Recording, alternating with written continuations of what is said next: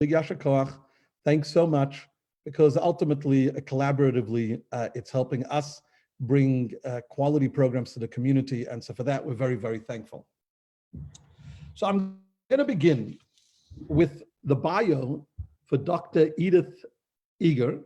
And I'm also going to tell you ahead of time that subsequent to a little bit of an introduction, we'll have question and answers. So if you do have a question that you would like to pose to Dr. Eger, please type it into the chat. And of course, we'll be happy to share it, and can't wait to hear some of the responses. So who is Dr. Eger? Well, I'm going to tell you what it says on paper over here, which is really so much more. A native of Hungary, Edith Eva Eger was just 16 years old in 1944 when she experienced one of the worst evils the human race has ever known. As a Jew living in Nazi-occupied Eastern Europe, she and her family were sent to Auschwitz, the heinous death camp.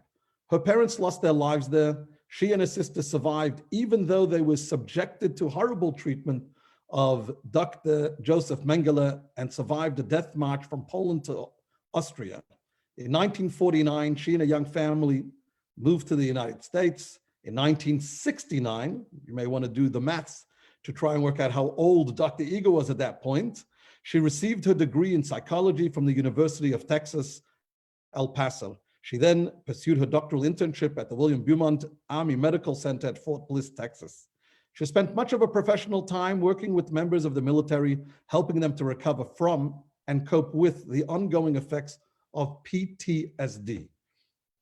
Dr. Eger has always found ways to use her personal experience to inspire, educate, and help others. I'm just going to fast forward.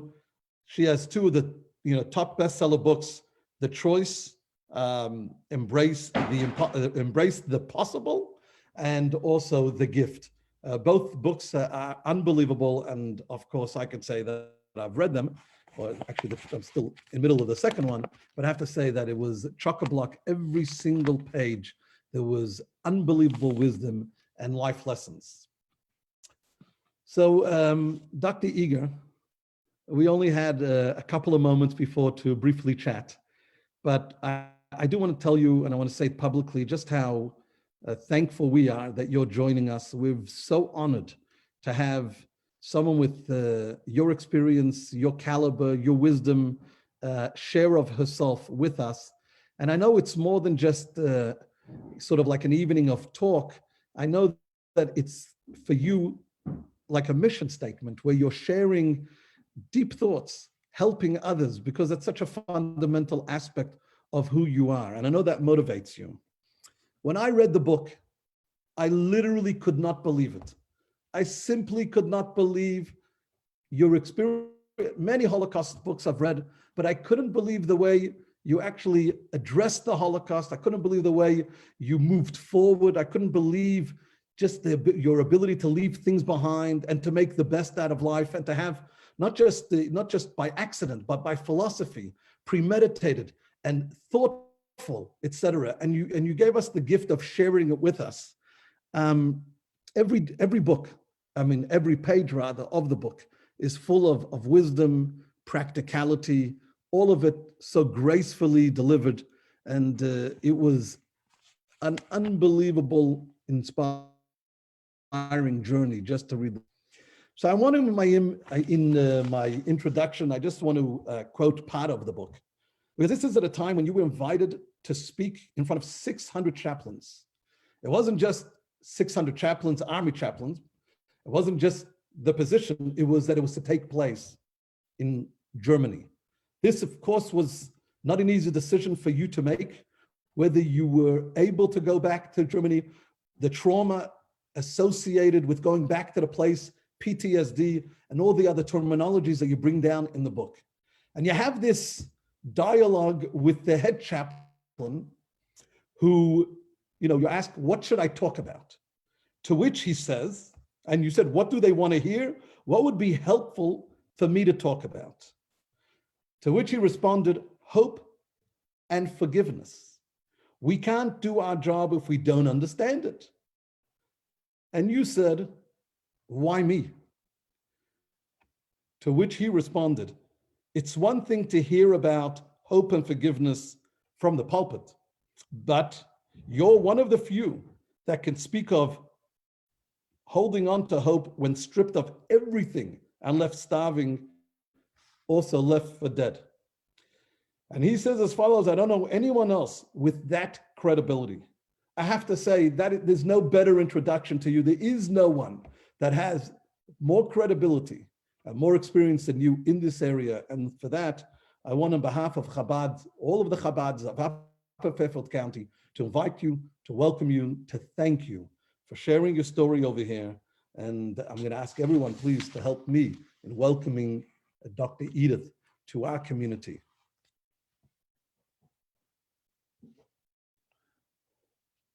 We are muted. Wait, are okay, we? you're up. Oh, here we are. Yay. You're up Okay. and running. Of all the wonderful interviews I had, I couldn't wait to have you, and I love you for your introduction. You know, after two beautiful daughters, my parents were really wonderful people, and they really wanted a son, and I came along, but when after two beautiful girls, I gave birth to a son. My husband was very, very happy because if you go to Jerusalem, there is a street, Rabbi Akiva Eger, and that he can carry the name. But my son didn't develop the way my daughters did. He didn't sit up on time and walk or talk. And I can tell you that I have a son with special needs, and the Chabad is my favorite, beautiful brothers and sisters, because they take in my son, they take in anyone at any time, they don't ask any questions. So I consider you the most beautiful brothers and sisters that I have. I also want to say that our ancestors, as you know, didn't have it as good. It took 40 years or even more, Rabbi knows better than I do, that they were walking to that promised land with many stops, with many unfortunate experiences, and they never gave up. And you know what? We carry that blood. We carry that blood. We never give up. And for me to be here, I know that God planted there before I was born. I kind of live that way, that not only I survived, but I can be useful to others.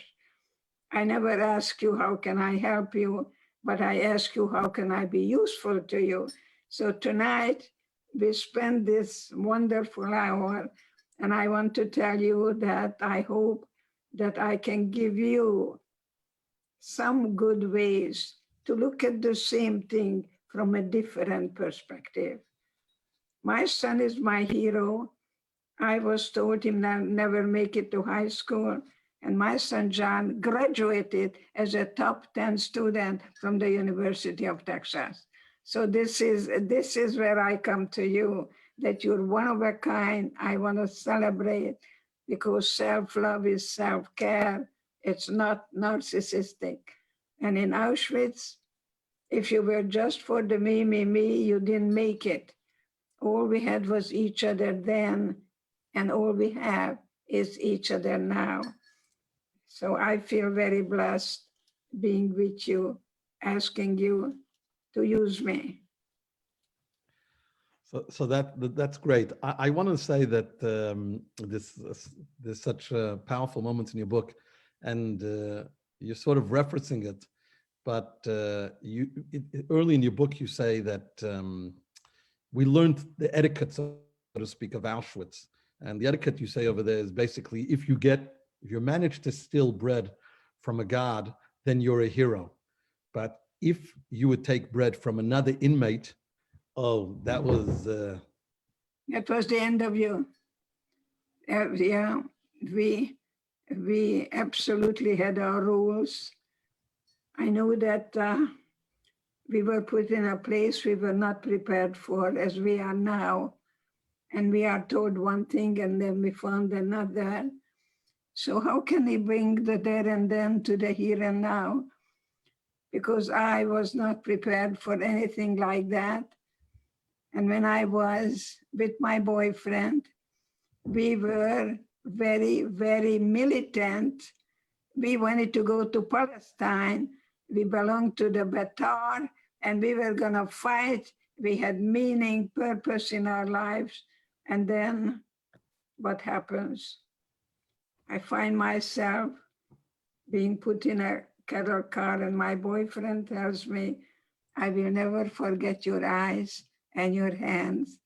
So in Auschwitz, every day I would go to everyone and ask, tell me about my eyes, tell me about my hands, because if I survive today, then tomorrow I'm gonna meet my boyfriend again. That is very important to say to you, that the chronological age is not really important to me, because when I was 40 and my supervisor told me to go to medical school and go get my doctorate, and I said, there is no way I can get my doctorate, because by the time I get my doctorate, I'll be 50. And he said, you will be 50 anyway. So any of you who are in your midlife, believe me, I can be today your midwife, and you can give birth to the you that was meant to be free. So go back to school, write your book. Many times people ask me to write a book, and I said, I have nothing to say.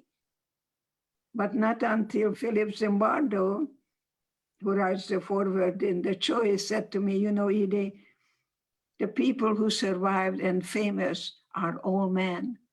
We need a female voice.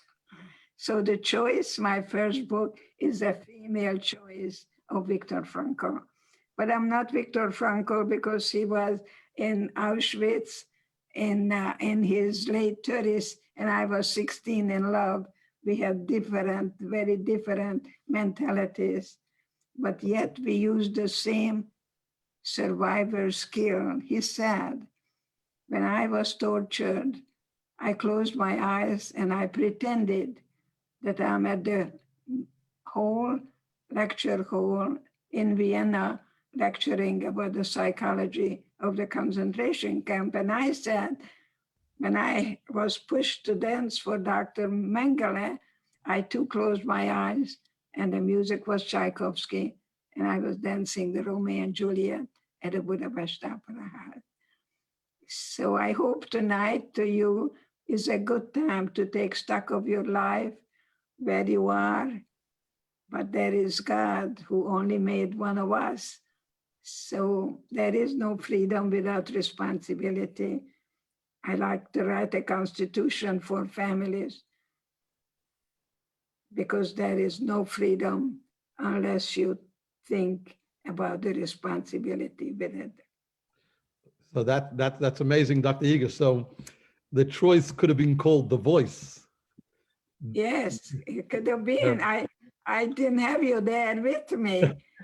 Yes, and so it's The Voice, and it is the choice, and again, it's so phenomenal. And you talk about this in your book. You talk about food fantasies. You talk about, about how you used to have these competitions to describe, I guess, what Master Chef today is in reality.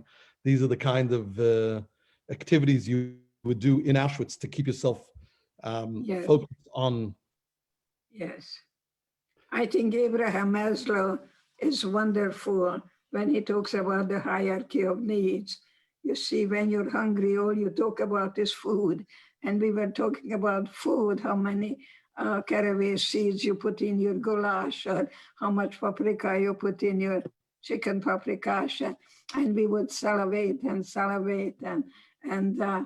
all we talked about was food. And all we had was each other then. So you had to reach out and really, truly take care of each other and form a family of inmates. And taking a step back, even before the concentration camp, you describe that you were on the Olympic training team. I, Tell us I a was little bit about that. I was a very talented gymnast, and I studied ballet, and I put the two together. So when I danced for Dr. Mengele,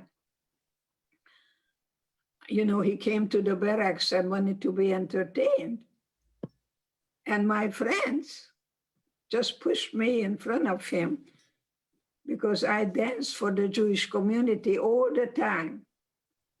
So they volunteered me, and I started with a high kick, and then I did a split.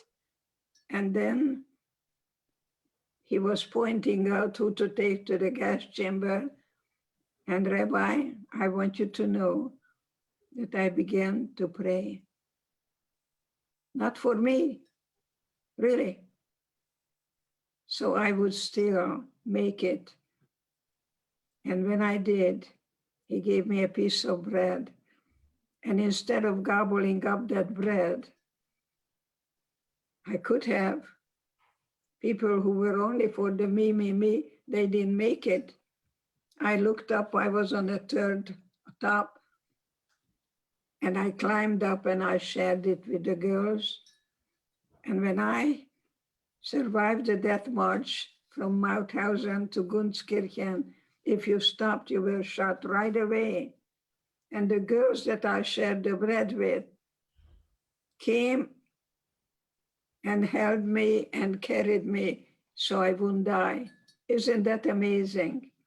That the worst conditions bring out the best with us, and the darker my life was in Auschwitz, the closer I was with God. Wow. Yeah. I mean, the head chaplain is correct that who else can say this with the conviction and with the experience, if not you, Dr. Eger. That is amazing. And I wouldn't mind going to rabbinical school now and work with you. And but I'm here always, because my daughter calls it ED-isms. So one of them is, are you revolving or are you evolving? So I usually wear butterflies. I don't know why I didn't do it. But I think it's very important that I climb the mountain and I slip and climb, but I never stop climbing. So I have yet to arrive. I'm still in a process of becoming. that is totally incredible. I wanted to, I have a couple of things that I wanted to ask you, and then we're going to open it up, and hopefully more of your story. You'll reference more of your story as we go through. But in this, that you were taken off the Olympic training team, Yes. it must have been extremely, extremely disappointing. It was the biggest tragedy for me. I tell you, my whole life, I did nothing but acrobatics. And even I would sit in a chair, I did the high kick, I would do the split before I went to bed. I teach children now. I teach my grandchildren how to really do a split. And my grandson is doing the split now and taking ballet lessons as well. And so I think that is very important. Why was I cut out of the team? Because I was Jewish. I was Jewish. And this is the first time when I truly, really felt, but I felt it before, because I went to Jewish schools. And when I came out, children were spitting at me and calling me a Christ killer. I never knew that Christ was a poor Jewish child. Yeah, so anti-Semitism was there before Hitler. I know because I felt it, I experienced it myself. It's very difficult. It's very trying to be a Jew.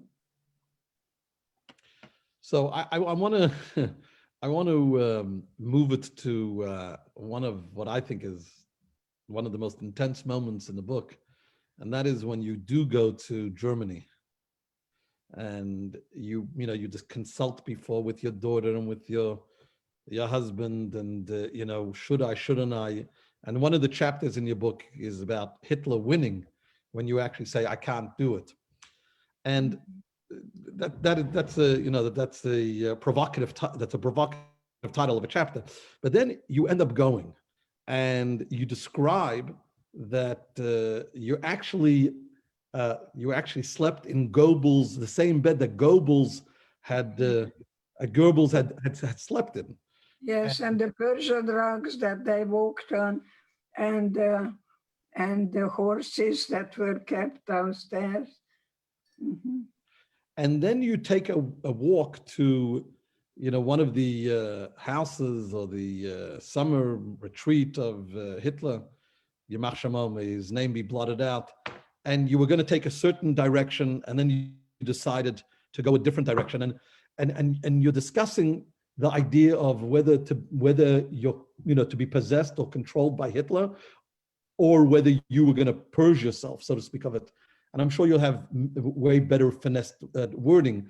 But the point that, and I'm standing over there and I'm screaming, no, no, no, how can you? No, no. And here you're the victim, so to speak. And I'm reading it and I'm like, no, no, no, no, how can you? And yet there you have a whole chapter on it, which is really mind-blowing and amazing. And I just thought maybe you could speak about that, and, you know, with the emotion of what you were going through, and I'm sure you talk about this so much in therapy, et cetera, but I want to hear it from the Germany aspect.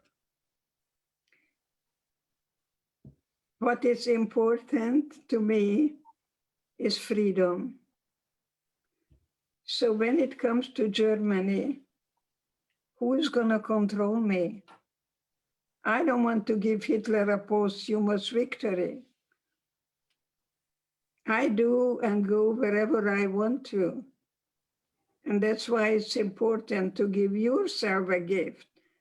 Forgiveness has nothing to do with me forgiving you. I don't have any godly powers, but it does give me an opportunity to find a Hitler in me, to find me when you are pessimistic, when you problem-oriented rather than solution-oriented. We have a handout on that, and I'm going to send it to you.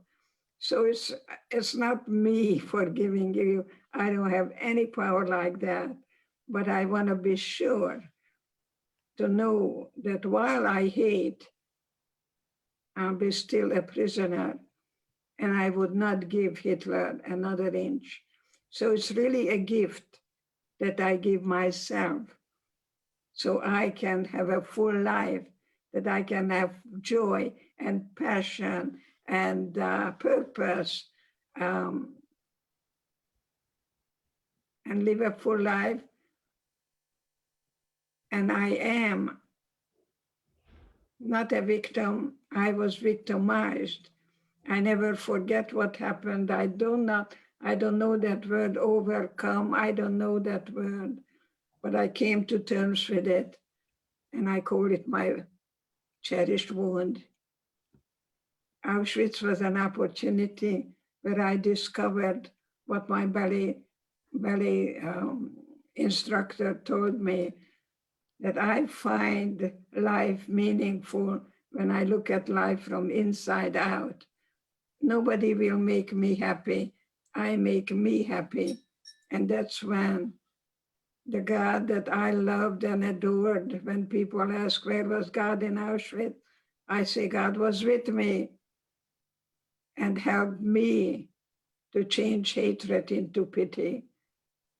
That people were brainwashed to wear that uniform, to put children in the oven without gassing them.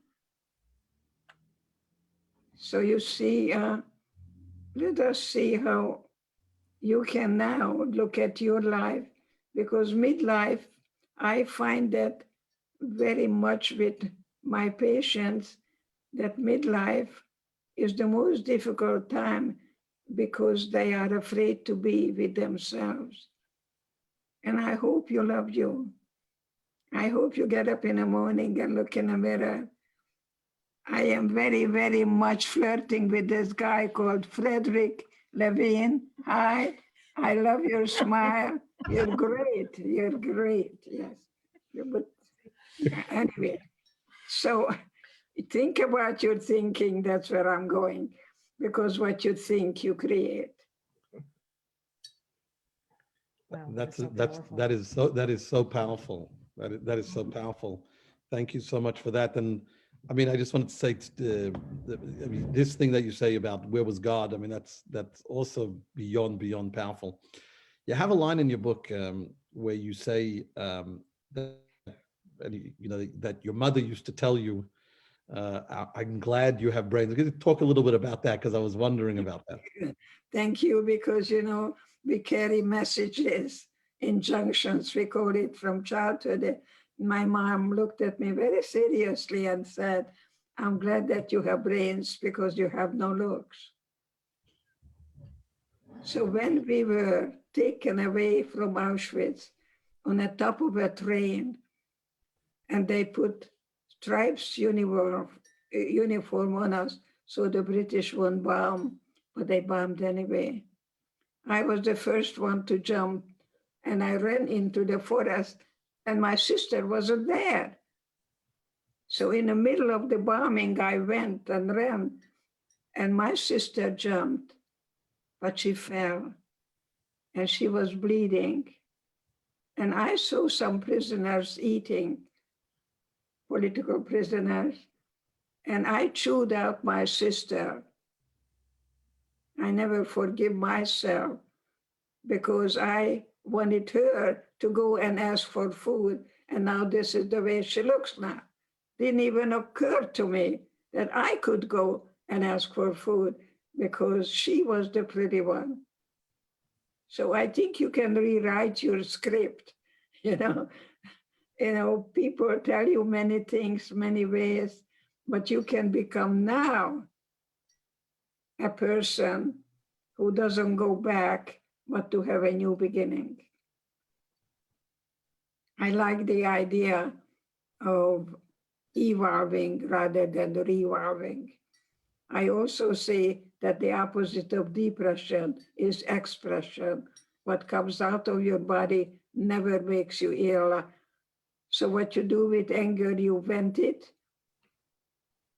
I beg people never to raise their voice because children struggle and they have PTSD.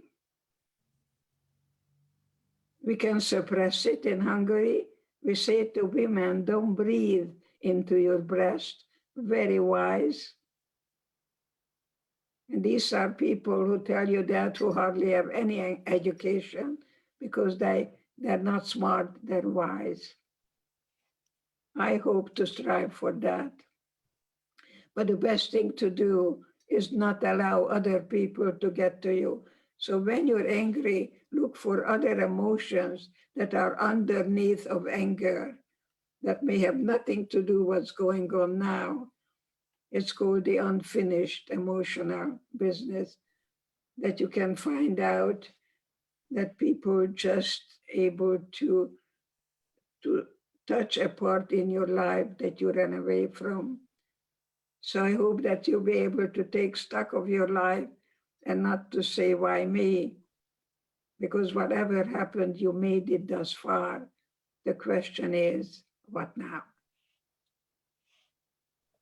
I live in the present. I can only touch you now.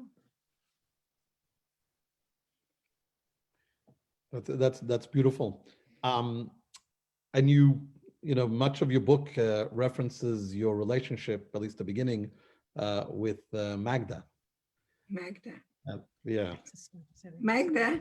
Your sister. Magda is the pretty one in my family. And when she calls me, she tells me I'm gorgeous. Magda is still alive. But when she came to America, somehow, some way, she gave her age and it was 1 year less. And I know that my sister was born in 1921, and this January, she was 100 years old, and she tells everyone that she's 99. So I don't know how, how 1 year can make a difference, but Hungarian women always took a few years off. I never did. I always wanted to be older and wiser, and I don't care about the numbers at all. It's going to happen anyway. It's your attitude. It's the way you think. So I hope that you get up in the morning, you look in the mirror and say, I love me. And plan your day that in the evening, you feel satisfied, because life is just one day. The morning sunshine doesn't come back. And that's why I welcome my age. I welcome my age because I want to be sure that also, I really wanted to tell you, just came to me that when we were completely shaved in Auschwitz, my daughter looked at me Your and sister. my sister Magda asked me, how do I look? And I like to bring the there and then to the here and now. So I had a choice then, as you have a choice now, whether you pay attention to what you lost or what you still have left. I remember telling Magda, you have beautiful eyes. And I didn't see it when you had your hair all over the place.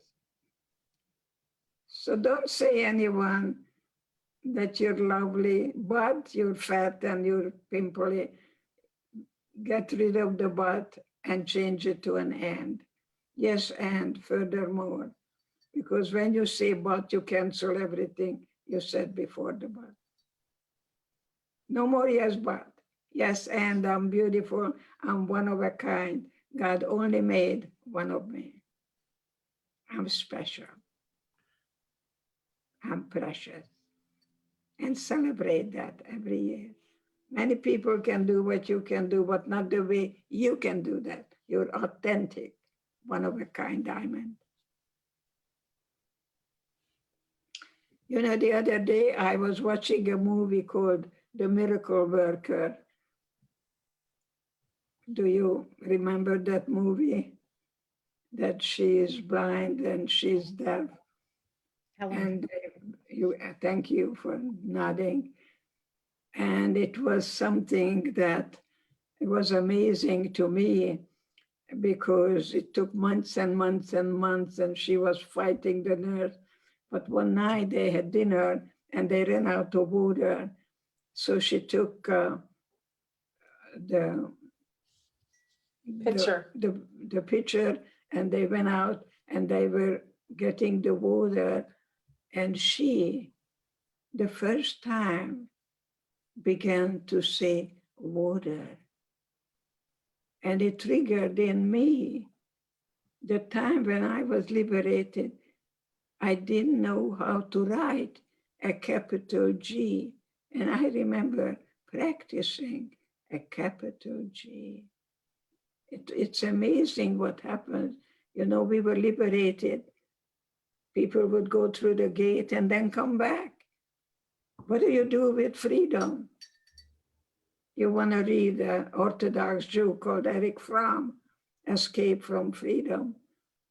There is no freedom unless you, and so I hope that your family has rules, because if not, you're going to have chaos. So I always want the father especially to treat his children the way he loves their mother. Love is not what you feel, is what you do. So you may want to tell your husband, your wife, I'm ready to have a love affair and I want to have it with you. He may drop dead. You know, what's going on with you? What do you want? A fur coat? No, I don't want any of that. No material goods. See, when we lost every material goods, and there we were in our nakedness, we discovered the inner strength that we Jews were able to survive the desert, the Holocaust. The state of Israel even have the best marijuana. Did you know that? If Me, you go no, to, I didn't know that. yeah, you have to go to the old age homes in Israel. They're smoking pot, but it helps their arthritis and their pain. It's not being high. Everything is best in Israel. That's amazing. I just wanted to say that, and I have a couple of questions I'm going to read out to you from the audience, but I wanted to say that you mentioned to your sister that she has beautiful eyes. There's another time in the book that you talk about her, that her eyes were shining. That was when she didn't hear what the German soldier was saying. Do you know what I'm referencing? That he was telling her to move, and she said, "I can't understand you," and she was defiant, and so she was controlling the situation. She got beat up, but at the end, she controlled the situation. Yeah. Well, the question whether you want to win the war or win the battle, I think the long-term hedonism, we Jewish people are very, very wise. However, when we arrived, and if you touched the guard, you were shot right in front of me. So the fight or flee doesn't work. You have to learn how to flow. And that's what happened in Auschwitz. People who tried to flee and touch the barbed wires, they were electrocuted. And yes, I saw the blue bodies. So I knew exactly what not to do. And I learned with the guidance of my beautiful, loving God to turn hatred into pity. And so today, I feel so blessed talking to you that I am able to not only survive, but hopefully be a good role model to young people. I go to school, I put on a board, I can't, and then I take the apostrophe and the T. I can. Why? Because I think I can. So my granddaughter was in a class where the IQ was over 145, very special class. And I came to visit, and the teacher called my granddaughter my little red caboose. I don't know if you know a red caboose is the last train, yeah, the red caboose. I didn't like that. I didn't like the teacher labeling my granddaughter, but my granddaughter thought that she's not smart enough to stay in class, and she was ready to check out. And it's the first time I talked to her about Auschwitz. I don't know what I said, but she went back to school. And when it was time to go to her dance, she asked me to buy a beautiful dress. I bought a beautiful dress. She went to her dance. And when I came home out of the blue, I was crying. The word understand is so academic. I don't know that word. But I didn't understand, why am I crying? I just bought this precious one, a dress. And I realized that I'm not crying because Lindsay went to a dance. I cried because I never went to a dance. So the little caboose, when she was graduating and sending her name to schools, and you have to write an autobiography, and the title was When a Caboose Became an Engine. And she graduated from Princeton. Can you hear me? Wow. Can you hear me? Yeah. Wow. So she graduated with honors from Princeton. She got a PhD at UCSD, and today she's a professor of psychology. So I think we have to really look at the choices, and the more choices we have, the less we feel like a victim. Okay, couple of questions over here. Someone's asking, inmates were from different countries. How did you communicate? Yiddish? I was beaten up actually by a Polish couple. The longer you were there, the more they elevated you. I am part of the final solution of Eichmann. It's very important for me to say that unfortunately genocide is with us as we speak, but never in a history of mankind such a scientific and systematic annihilation of people existed.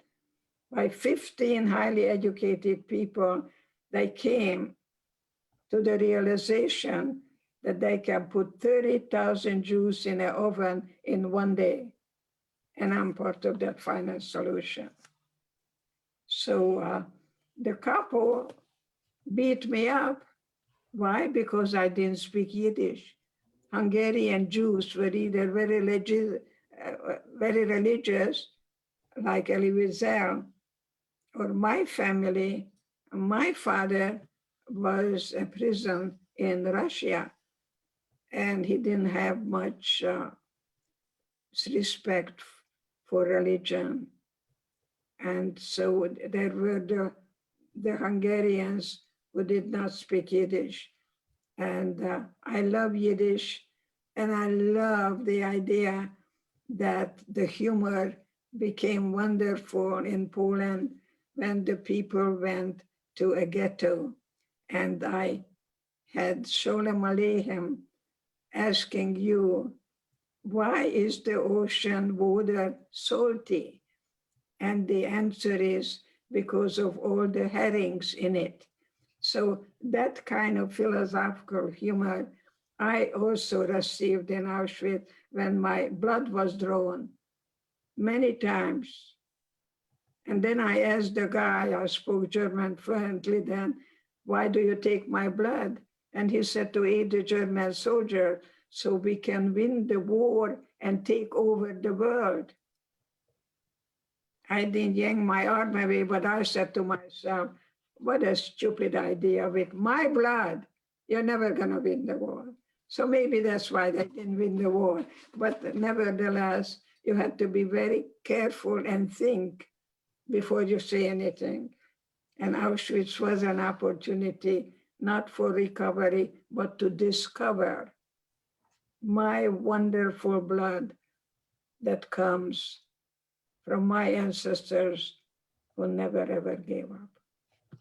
Amazing. Another question over here is someone's asking, they would love to hear the difference in your self-imposed goals throughout your life as they changed. So before the Holocaust, during, and after. Your goals. My goals, I think you bring out a very important question. You got to have goals. I call it an arrow, to pick an arrow that you follow. And I remember when we came to America, I was on a ship for displaced people. But there was a big storm when we were passing London, and I noticed that the ship was taken away. But then he came back because he knew that we have to go from Germany to New York. So sometimes we take a side road, but as long as you have a good arrow, this is a good time maybe to do that when Yom HaShoah will come and when we celebrate the wonderful gift of memory. And I'm gonna do everything in my power to see to it that your children and grandchildren will never experience what I did. So my life is filled with a lot of joy and a lot of ability for me to give you choices, because the more choices you have, the less you feel like a victim. I was victimized. It's not who I am, it's what was done to me. Wunderbar. That's wonderful. Someone over here is asking that you refer to Dr. Mengele using the terminology doctor. How can we call him a doctor when he committed such evil? No, he was no doctor. You know, I actually was taking care of one of the twins who came to see me with kidney problems. No, he was using twins and did all kinds of experiments and using those precious children as objects. No. I wonder whether any of his grandchildren or great-grandchildren are still alive. I know that he went to Paraguay, and then Israel was after him, and then he moved to Chile, and I was told that he died in Chile. I was going to go and visit him and introduce myself as a journalist, and then telling him I was the one who danced with you, but it never happened. Wow. I'm going to read a question that came in. This person would love for you to speak a little bit more to the richness and depth of sadness and pain, since understanding and experiencing that the most challenging part of the spectrum not only gives you strength to be able to see it and feel it so elementally, and to have the confidence, I can't really read this, to persevere. Yes, perseverance. And that's a beautiful question. I can tell you that the more you suffer, the stronger you become. You don't give up too fast. I beg parents, don't spoil your children, because then they'll never will accomplish anytime, anything, anywhere. They're going to wait for someone to do it. And they didn't do well in Auschwitz because they didn't have the inner resources. And that's why I call Auschwitz the classroom, the opportunity for me to develop my inner resources. They could put me in a gas chamber anytime. They would beat me and torture me, but they could never murder my spirit.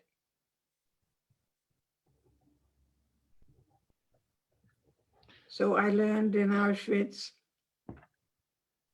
many things.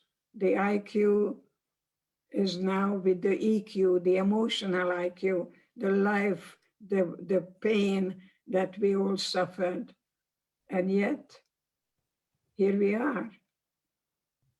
Having children, I have 3 children, 5 grandchildren, and 7 great-grandsons. That's the best revenge to Hitler. Kanai that's beautiful. And it takes tremendous strength. And everything you're saying here this evening is like so laden. It's so multi-dimensional and so practical for today, especially as we go through COVID. This, for all of us, there are challenges we're not used to. That's why you, Rabbi, are chosen to do your calling. And hopefully you are blessed with a wonderful community, with these wonderful people who show up and say a lot of yeses. Yes, I am. Yes, I can. Yes, we will. Lots of yeses that you're not against, but you are for love and for life and for being a proud Jew as I am. I have a question. Absolutely. I'm honored to be the rabbi of the community amongst the other rabbis which are here. Unfortunately, Unfortunately, when I was in yeshiva, they didn't bring someone like you to speak to us. Then I Well, would have even a greater ability. let's pray about me showing up to you and doing the high kick. We will. Okay, look forward to that. Okay, Yeah. here is another question before we have a few more minutes, right? The word Nazi appears to be thrown around frivolously today. How do you feel when people use it to describe a person with different sentiments, perhaps? Do you feel people today don't understand the gravity of the word Nazi? I don't know the word understand myself. I don't know that word either. I think it belongs to the classroom. Understand, I think it's about the rabbi who is taught to think, and the rebbetzin who was taught to feel. So you want to really, the word Nazi is the person who gets brainwashed and believe. You see, Plato said you have to think of a lie, and it has to be a big one. And then you repeat it until people believe it. I was told I am cancer to society. So that's why it's very, very important to look at your life and knowing that you were not born to hate. You learned it. You learned it. And I and you do everything in our power to empower each other, because I can be I and you can be you, but together we're gonna be much, much stronger.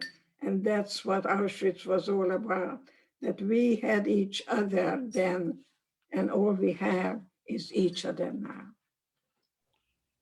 Incredible. I just want to get this question in. Someone's asking about anti-Semitism today versus anti-Semitism, what you experienced. Do you think we're doing enough to combat it today? Well, I hope I do everything in my power to see to it that my parents didn't die in vain. I'm totally committed to do everything wherever I go, especially in the military, when they never heard of the Holocaust. I go back to Germany. I used to go back to Germany every year to speak at schools and letting children know. And I got the Nazis' children, and they were thrown out of their home when they asked their parents what happened. And the parents threw out these children. Denial. Those are the defense mechanism, denial, delusion, No, I am here, hopefully as long as I live, to do everything in my power to let you know what happens when good people do very, very, very terrible things. So I do not run away ever, but I don't live in a past. I can only touch you now. I live in the present, and I hope to touch you. Who knows? Let's pray about that. Maybe God will tell me that it's Beshed, that I'm gonna come and do the high kick for you. I'm only 93. That would be incredible. That would be incredible. Yes, let's. I know it's Bashet. I know it's Bashet, and I know it's Bashet that we came together as a community, and we had time to spend together, and to get from your wisdom You know, we waited so long to be together tonight. 2 years. 2 years. 2 we've been years. working on this. 2 years we've been working on it to get to you. It wasn't easy, but we never gave up. And I have an announcement that I want you to make. Can you read that? I have So Amazon today. both books are on sale. Yes. Buy 2 and get 1 free. Wow. It's And- a good bargain. That's good. Buy, yes, get one free and then give that away to someone else that could use it.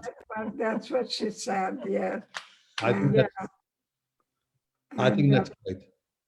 You know, if you call the bookstore called Warwick in La Jolla, there are some books there that I already signed with Joy. But if you have books for me to sign, I'm more than happy to. I don't sell my books, but I'll give it away. And I really am more than happy to sign any books, anytime, anyway. Well, before we get into that, because then I'm the one who has to mail them back. If you would like a book plate, I think that's more realistic. So maybe Robertson can help us with that. If any of you would like a signed book plate, and we can do it, you know, she can make a list maybe and send it to me. We can sign it and send it back, sign a bunch of book plates, something like that. Beautiful. Sorry, So but the actual books, that's a little much. That I get that. And I just want to say, Dr. Eger, I consider this book your signature. All of your wisdom inside is your signature. So I have your signature. Thank you so much. And thank you, Rabbi. You really was able to ask beautiful questions. And I know we could spend 3 days together. And we're going to say that was a good question. You know, I don't Well, the questions weren't as good as the answers. Yeah, whatever it is, but I couldn't be happier today that I was able to let you know what happens when good people do bad things. Well, thank you very much for joining us in our community. We're really thankful. You are right. It did take us 2 years, and we would have had you in person. And I'm hoping, please God, we still will have you in person, because soon enough, right, we'll be able to meet in person. And we would be thrilled if we could host you in our community. Would you be so kind and bless us? Absolutely. Absolutely. May the Almighty bless you. May He shine His grace upon you. And may He bring peace into this world. And let us say, Amen. That's really, amen, beautiful. I'll never forget you. Well, Never thank you so much forget for helping us in our Thank community you. and everyone in their own personal lives. You're really tremendous. you. Thank you. Thank you. Bye-bye. Thank you for showing up. Yeah, good Thank you. night. Good night, everyone. Thanks for joining us. This was fantastic. Thank you so much, everybody. Good night, Dr. Edith.